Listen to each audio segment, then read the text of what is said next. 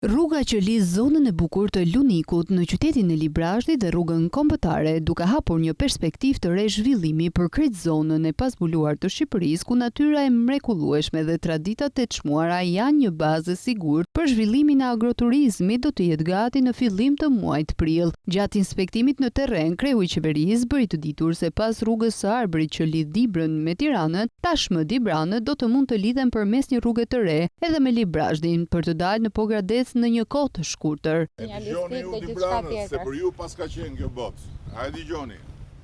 Mirë rruga Arbërit, po tani do dilin dhe ke liqeni Pogradecit me shpejtësi të madhe.